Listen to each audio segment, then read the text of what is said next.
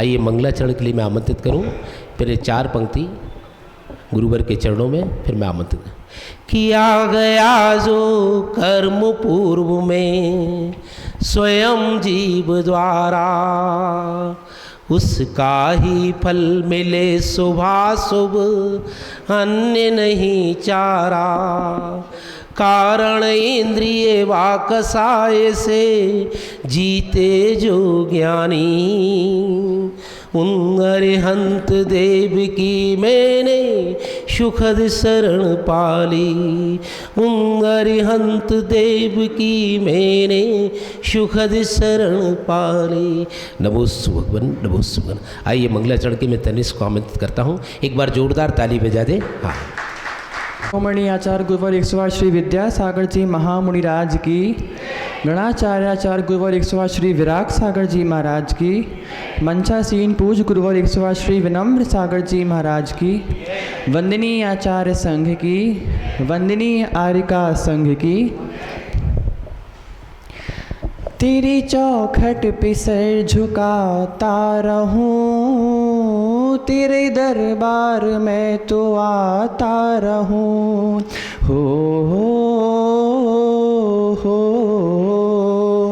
तेरी चौखट पे सर झुकाता रहूं, तेरे दरबार में तो आता रहूं।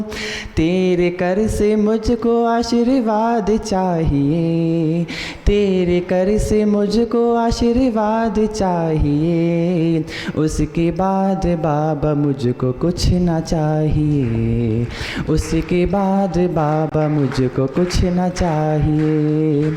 सिलसिलाई टूटना नहीं चाहिए, सिलसिलाई टूटना नहीं चाहिए। मुझको तो बस इतनी सी सौगात चाहिए, तेरे दर से मुझको मुलाकात चाहिए। सर पे मेरे नाथ तेरा हाथ चाहिए, मेरी सांसों में तुम समाए हो। प्राणों से भी ज़्यादा मुझको प्यारे हो।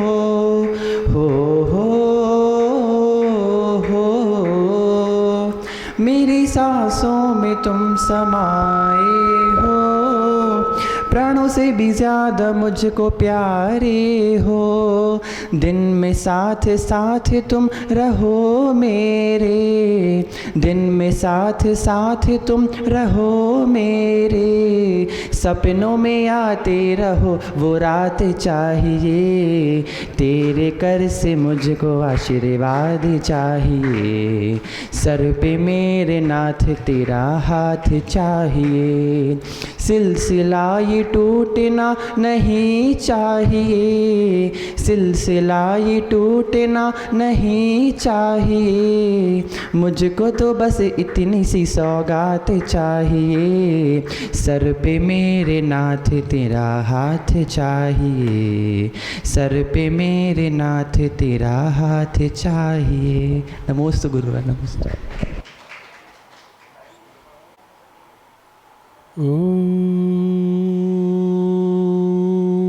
नमः सिद्धेभ्यः।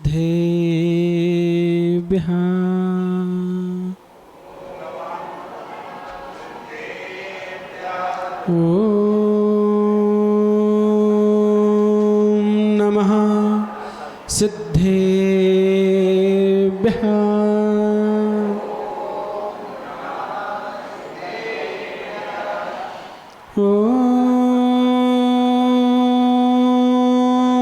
नमः सिद्धेभ्यः।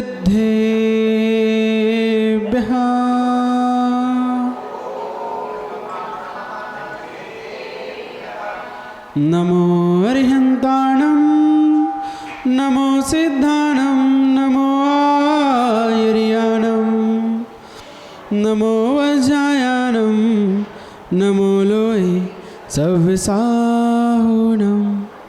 गुरुवः पान्तु नो नित्यं ज्ञानदर्शननायकः, चारित्रार्णवगम्भीरः, मोक्षमार्गोपदेशकः, मोक्षमार्गोपदेशकः।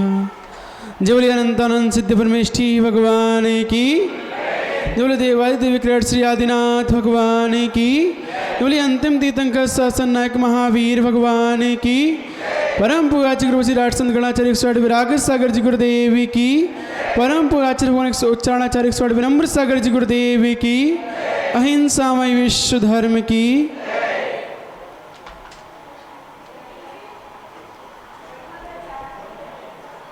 जब हमारे समक्ष चारों अनुयोग ज्ञाता पूज्य गुरुदेव विराजमान हो, उनके समक्ष हम अल्पज्ञ कुछ कहने का प्रयास करें तो हास के ही पात्र हुआ करते हैं।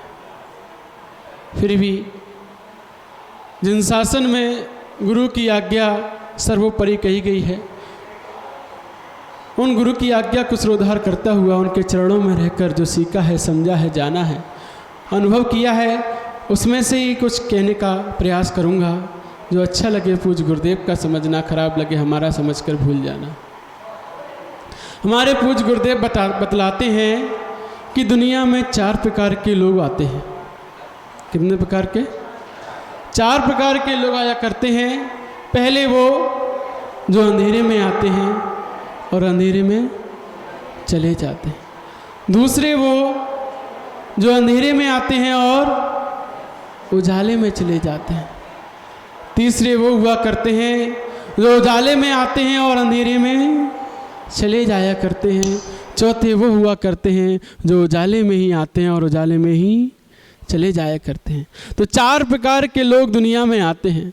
आज हम उन 4 प्रकार की खोज नहीं कर रहे, आज हमको अपनी खोज करनी है। आज आप सबको अपनी अपनी खोज करनी है कि हम इन 4 प्रकार के लोगों में से कौन से प्रकार के हैं और कौन से प्रकार के रहकर जीना चाहते हैं और किस प्रकार के रहकर जाना चाहते हैं। ये आज हमें अपनी खोज करनी है। तो पहले वो हुआ करते हैं जो अंधेरे में आते हैं और अंधेरे में जाते हैं, अर्थात मिथ्यात्व में आते हैं। मोह रूपी अंधकार, मिथ्यात्व रूपी अंधकार में जो जन्म लेते हैं और मिथ्यात्व रूपी अंधकार के साथ ही मरण कर जाते हैं। दूसरे हुआ करते हैं जो मिथ्यात्व में आते हैं, लेकिन यहाँ आकर देव सास गुरु के प्रति दृढ़ श्रद्धान कर कर, तत्वों पर श्रद्धान कर कर, सम्यक्त को ग्रहण करते हुए सम्यक्त के साथ मरण करते हैं। अर्थात आए तो अंधेरे में थे और चले गए उजाले में। और तीसरे वो हुआ करते हैं जो आए थे सम्यक्त के साथ और गए किसके? मिथ्यात्व के साथ। तो ऐसे और चौथे वो हुआ करते हैं जो सम्यक्त के साथ ही आते हैं और सम्यक्त के साथ ही मरण करते हैं। ऐसे जीव 4 प्रकार के होते हैं। तो हम पहले प्रकार के जीव की बात करते हैं, अंधेरे में आते हैं और अंधेरे में जाते हैं। अर्थात आज पंचम काल में प्रत्येक जीव, सभी जीव अंधेरे में आए हैं, अर्थात मिथ्यात्व में जन्म लिया है। क्योंकि पंचम काल में प्रत्येक जीव का जन्म मिथ्यात्व के साथ ही होता है। लेकिन पूज्य गुरुदेव कहते हैं कि मिथ्यात्व के साथ जन्म लेना गुनाह नहीं है, सबसे बड़ा गुनाह है मिथ्यात्व के साथ मरण करना।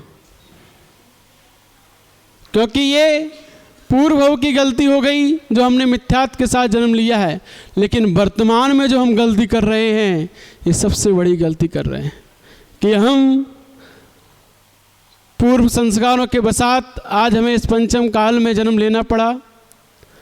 और ऐसा नहीं है कि हमें पहली बार ये जैन कुल प्राप्त हुआ हो। आचार्य भगवान कहते हैं कईयों बार हमने ये जैन कुल को प्राप्त किया है। अष्टपहड़ में आचार्य भगवान कुंद भगवान कहते हैं कि हे भव्य, तूने इतनी बार अपनी माँ की कोख से जन्म लिया है कि उसकी अगर नाल को इकट्ठा किया जाए तो सुमेरु पर्वत जितना पहाड़ बन जाए। तूने इतनी बार जन्म लेकर माँ का दूध पिया है कि यदि उस दूध को इकट्ठा किया जाए तो लवण समुद्र बराबर जल इकट्ठा हो जाए। तो इतनी बार हम इस संसार में मनुष्य जन्म ले चुके हैं, लेकिन आज तक भटक रहे हैं। कारण एक ही कारण है कि हमने वह सम्यक्त को प्राप्त नहीं कर पाया, अपने जीवन में उजाला नहीं ला पाए। और जरा सा आचार्य भगवान ने सूत्र दिया है, तत्वार्थ श्रद्धानम सम्यक दर्शनम। बस इतना सा सूत्र दिया है। इतने से सूत्र को हम अपने जीवन में चरितार्थ नहीं कर पाते हैं, इस कारण से अनादि काल से परिभ्रमण कर रहे हैं। पढ़ लिया हमने इस सूत्र को कईयों बार, लेकिन उसको चरितार्थ नहीं कर पाए। तो यहां कहा है तत्वार्थ श्रद्धानम सम्यक दर्शनम, अर्थात तत्व किसे कहते हैं, तब उसके ऊपर श्रद्धान होगा। पहले हमें यह पता होना चाहिए तत्व है क्या। जब तक हमें पता ही नहीं होगा कि तत्व क्या है, तो कैसे उसको ग्रहण करेंगे, कैसे छोड़ेंगे। 6 डाला में कहा है, बिन जानते दोष गुरुन को कैसे तजिए गइए। तो जब तक हमें ये तत्व के बारे में पता ही नहीं होगा कि तत्व क्या चीज़ है, तब तक उसे ग्रहण कैसे करेंगे। और जब तक ग्रहण नहीं करेंगे तब तक श्रद्धान कैसे करेंगे। और श्रद्धान नहीं होगा तो सम्यक दर्शन तो बहुत दूर की बात है ना। तो इसीलिए पहले जानना होगा तत्व क्या है, किसे कहते हैं तत्व। जो जिन पर श्रद्धान करने मात्र से वह सम्यक्त की ताली, चाबी, मोक्ष मार्ग की चाबी हमें मिल जाती है, वो तत्व क्या है। तो कितने होते हैं तत्व? 7। ये तो सबको पता है, लेकिन तत्व कहते किसे हैं। तो आचार्य भगवान बताते हैं तत्व कहते हैं सार को। किसे कहते हैं? सार अर्थात अंतिम वस्तु, किसी वस्तु का अंतिम पर्याय है। स्वभाव जिसे हम कहते हैं, हर वस्तु का जो स्वभाव है वही उसके अंदर उसका तत्व है। तो हमारा स्वभाव क्या है? क्या है स्वभाव हमारा? जानते हो कि नहीं? हाँ, जानना और देखना, ये जीव तत्व का स्वभाव है। अर्थात जब जीव तत्व अपने आप को जानना और देखना मात्र महसूस करता है, तब वो तत्व रूप हुआ करता है। जब हम भगवान के दर्शन करने जाते हैं, भगवान के मंदिर में क्यों बिठाया है? इसलिए कि भगवान को देखकर अपनी अनुभूति हमें हो कि ऐसा ही मैं हूँ। केवल इसलिए नहीं बिठाया कि भगवान के दर्शन करें और चावल चढ़ाएं और चले आएं।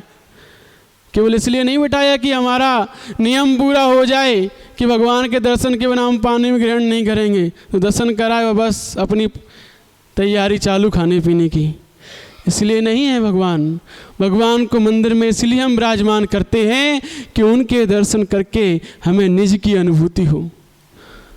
हमें ऐसा अनुभव होना चाहिए कि मेरी आत्मा भी ऐसी है। तो जब हम भगवान को देखते हैं, उनको देखने के पश्चात उनके जैसे बैठना प्रारंभ करें, और उनके जैसे हम बैठना प्रारंभ करेंगे, तब हम ये जानेंगे कि वास्तव में मेरा स्वरूप, मेरा स्वभाव क्या है। मात्र जानना और देखना। जब तक हम अपने स्वभाव को नहीं पहचानेंगे, तब तक तत्व रूप नहीं हो सकते। तो आप सोचिए, विचारिए, इस भौतिकता की चकाचौंध में, इस धन की आपाधापी में हम कितनी बार अपने आप को ज्ञान दर्शन रूप अनुभव करते हैं। कितनी बार अपने आप को देख लेते हैं कि मैं शरीर से भिन्न हूँ, इस शरीर से बिल्कुल अलग हूँ, और केवल जानना देखना ही मेरा स्वभाव है। ऐसा हम अपने आप को कितनी बार सुना देते हैं पूरे दिन में? एक आध बार सुना लेते हैं अपने आप को। अनुभव करना तो छोड़ो, केवल सुनाना है पहले तो अपने आप को कि जो मैं हूँ वो है भगवान, जो मैं हूँ वो है भगवान, जो मैं हूँ वो है भगवान। तो कितनी बार सुना देते हैं अपने आप को? नहीं सुना पाते। तो श्रद्धान का अर्थ क्या कहा है? तो पहले तत्वों को जानो, फिर उस पर श्रद्धान करो। श्रद्धान का अर्थ होता है रुचि पूर्वक स्वीकारोक्ति। रुचि पूर्वक, लगन पूर्वक हमारी जिस चीज़ को हमने बहुत ही उत्साह के साथ, लगन के साथ, इंटरेस्ट के साथ स्वीकार किया है, वही हमारा श्रद्धान कहलाता है।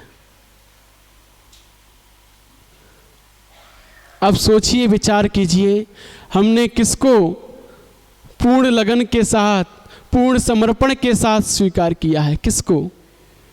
जिनेन्द्र देव को, उनकी वाणी को, गुरुओं को, या परिवार को, या धन को, मकान को? किसको स्वीकार किया है पूर्ण रुचि के साथ?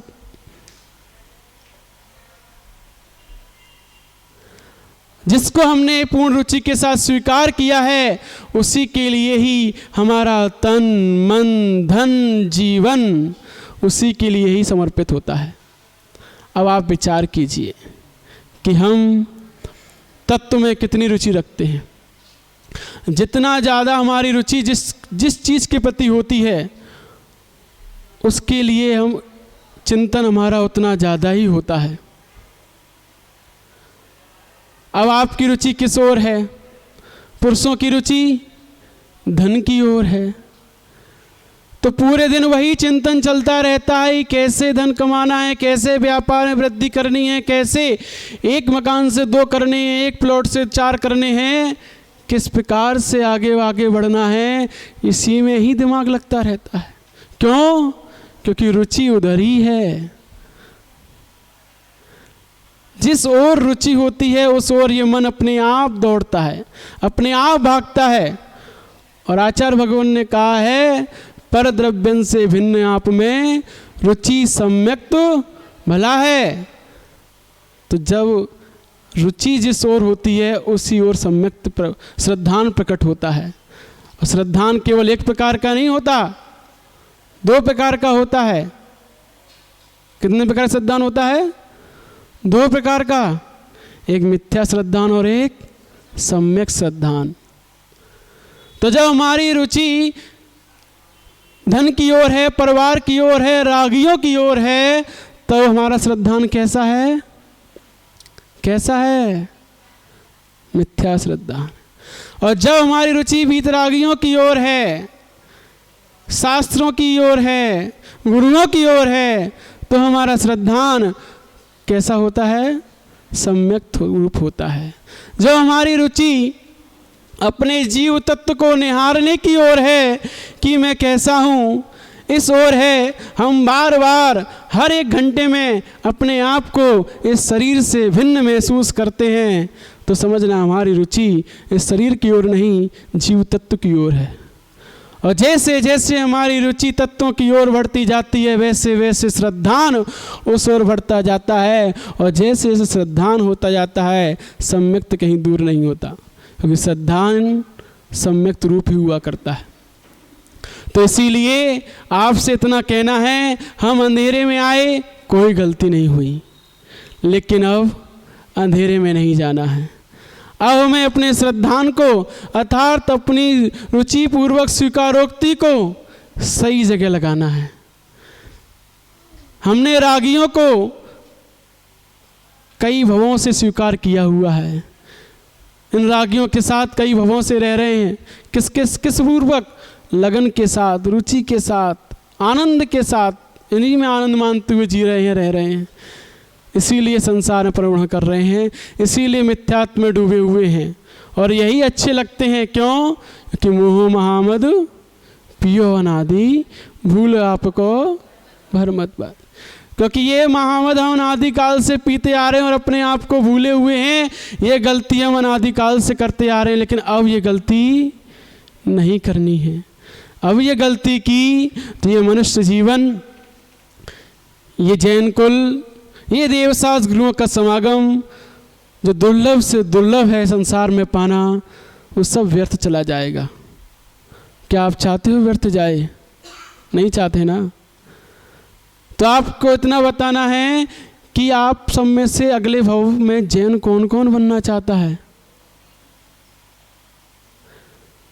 अगले भव में जैन कौन कौन बनना चाहता है? हाथ खड़े कीजिए। सब बनना चाहते हैं, लेकिन क्यों बनना चाहते हैं ये पता है? ये पता है क्यों बनना चाहते हैं? नहीं पता? किस लिए? बहुत से लोग कह रहे हैं आत्म कल्याण के लिए। तो अगले भाव में हम जैन इसलिए बनना चाहते हैं कि आत्म कल्याण करेंगे, लेकिन इस भाव में जैन बने हो तो अब क्या कर रहे हो? अभी जो आपके हाथ में रोटी है वो क्यों नहीं खा रहे? बाद में आएगी उसे खाएंगे, तो अभी क्या भूखे मरना है? नहीं ना? तो अभी जैन कुल मिला है तो उसकी कदर कर लो, तो अगले भाव में स्वतः ही मिल जाएगा। यदि अभी कदर नहीं की इस जैन कुल की, जिन शासन की, अभी इस पर हमें गौरव नहीं हुआ, तो समझना नहीं मिलने वाला, भटकना पड़ेगा 84 लाख पर्याय। तो इस जिन शासन पर गौरव होना चाहिए। इस जिन शासन के जो नियम हैं उनको पालन करने में हमारी रुचि होना चाहिए, तो हमारा श्रद्धान इस ओर बढ़ता है, अन्यथा हम अंधेरे में ही चले जाएंगे। जिसको अपनी अपनी रुचि खोज कीजिए, सभी लोग अपनी अपनी रुचि खोज कीजिए और अपने अंदर ढूंढिए कि हम अंधकार में तो नहीं जी रहे। यदि जी रहे हैं तो अपने आप को सम्यक्त की ओर लाइए, अपनी रुचि को सम्यक्त की ओर ले जाइए, तो हमारा मरण भी सम्यक्त के साथ हो सकता है, अर्थात उजाले में जाएंगे। दूसरे वो अंधेरे में आए थे, उजाले में गए थे, ऐसे सभी मुनराज जो आज पंचम काल में, क्योंकि हमने कहा प्रत्येक जीव का जन्म मिथ्यात्व के साथ होता है, अंधेरे में तो आए हैं, लेकिन उन्होंने सिर्फ मात्र जिनवाणी पर श्रद्धान करते हुए, क्योंकि आज पंचम काल में ना किसी को केवल ज्ञान होता दिखाई दे रहा है, ना किसी को रिद्धियाँ प्रकट होती दिखाई दे रही हैं, ना किसी को पंचाश्चर्य प्रकट होते हुए दिखाई दे रहे हैं, फिर भी केवल और केवल मात्र जिनवाणी में लिखा है कि ऐसा करने से ऐसा होता है। उस पर श्रद्धान करते हुए जो इस भौतिकता की चकाचौंध में अपने समस्त भोगों को त्याग कर कर इस संन्यास के मार्ग पर चले जाते हैं, इससे बड़ा पंचम काल में कोई चमत्कार नहीं हो सकता। तो उनकी रुचि साफ साफ दिखाई देती है कि उनकी रुचि संसार की भौतिकता की राग विषयों में नहीं, इंद्रियों विषयों में नहीं है, उनकी रुचि आत्म तत्व की ओर है। तो जिसकी रुचि तत्वों की ओर होती है वो अपने आप उसका श्रद्धान सम्यक हुआ करता है। तो ऐसे जीव जिन्होंने तत्वों पर रुचि किया था, संन्यास को ग्रहण किया है, वो नियम से सम्यक को पाकर समाधि मरण करते हुए उजाले में जाएंगे। और तीसरे वो हुआ करते हैं जो अंधेरे में आए, उजाले में आए थे, अंधेरे में चले गए, अर्थात सम्यक्त के साथ आए और मिथ्यात्व मरण किया। कौन था वो? पता है? शुभम चक्रवर्ती। चक्रवर्ती 6 खंड का अधिपति, 14,000 देव जिसकी सेवा में लगे हुए हैं, है ना? ऐसा चक्रवर्ती पूर्ण श्रद्धानी था जिन धर्म पर, लेकिन जब उसके मरण का समय आया तो उसने क्या किया? नमोकार मंत्र की अवहेलना कर दी, है ना? नमोकार मंत्र की अवहेलना करके वो मिथ्यात्व में आ गया और मरण करके कहाँ गया? 7वें नरक में गया। देखिए, उसने तो केवल एक बार नमोकार मंत्र की अवहेलना की थी और 7वें नरक में गया। और हम लोग कितनी बार नमोकार मंत्र की अवहेलना करते हैं? करते हैं कभी कि नहीं करते? करते हैं कि नहीं करते? नहीं करते? रोज करते हैं। कौन? जो मिथ्यात्व में है वो, सम्यक्त वाले नहीं करते।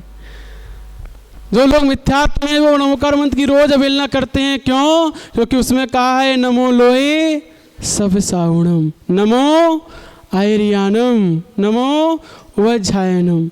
क्या हम सभी साधुओं को उसी श्रद्धा के साथ, उसी रुचि के साथ स्वीकार करते हैं? क्या हम सभी आचार्यों को उसी श्रद्धा रुचि के साथ स्वीकार करते हैं? यदि नहीं तो रोज नमोकार मंत्र की अवहेलना करते हैं। तो सोचिए, उस शुभम चक्रवर्ती ने तो केवल एक बार नमोकार मंत्र की अवहेलना की थी तो 7वें नरक में गया था, और हम रोज करते हैं तो कहाँ जाएंगे? उसके नीचे तो कोई स्थान ही नहीं बचा। निगोद है, वहाँ जा नहीं सकते, वहाँ से आ सकते हैं। तो अब सोचिए अब कहाँ जाएंगे। तो अनंत काल भटकना पड़ेगा। वो तो केवल 33 सागर भटका था, 7 नरक में हमें अनंतों काल भटकना पड़ सकता है। इसीलिए हमारे द्वारा उस नमोकार मंत्र की अवहेलना कभी ना हो, हमारे अंतरंग में कभी भी किसी के प्रति भेदभाव ना हो, पक्षपात ना हो। ऐसा हमारा मजबूत श्रद्धान बने कि हमारे सबके प्रति समान रुचि हो, समान श्रद्धा हो, तो हम उजाले में जाएंगे। और उजाले में जो आए थे उजाले में जाएंगे। वो होते हैं तीर्थंकर, तद्भव मोक्षगामी जीव, जो सम्यक्त के साथ आते हैं और सम्यक्त के साथ केवल ज्ञान को प्राप्त करते हुए, सबके लिए उजाला करते हुए, सबके लिए मोक्ष मार्ग प्रशस्त करते हुए उजाले में चले जाते हैं। ऐसे 4 प्रकार के जीव हुआ करते हैं। अब हमें अपनी खोज करनी है, इन चारों में से हम कहाँ हैं और कहाँ जाना चाहते हैं, किस प्रकार से जाना चाहते हैं। आज यदि हमने खोज कर ली, अपनी रुचि को सम्यक्त की ओर कर लिया, तो हम नियम से सम्य दृष्टि बनते हुए उजाले में मरण करेंगे और समाधि मरण से अपने जीवन को जिएंगे, वो अपने जीवन को समाप्त करेंगे। क्योंकि कहा है किसी ने कि हर जीव जिंदगी से मोहब्बत करता है, जिंदगी को प्यार हमने दिया, मरण से मोहब्बत निभाएंगे हम। तो जो हम प्रत्येक जीव जिंदगी से प्यार तो करता है लेकिन मरने से डरता है, लेकिन जो मरण से मोहब्बत कर लेता है अर्थात समाधि मरण के लिए तैयार रहता है, वही जीव उजाले में जाता है। तो इसीलिए आप लोग भी इन 4 प्रकार के जीवों में से अपनी खोज करके अपने आप को उजाले में लाइए, सम्यक्त की ओर लाइए, नमोकार मंत्र पर पूर्ण श्रद्धान कीजिए, तभी हमारा ये मनुष्य जीवन सफल होगा। इन्हीं पवित्र भावनाओं के साथ जय बोलिए परम पूज्य आचार्य श्री विनम्र सागर गुरुदेव की नमो।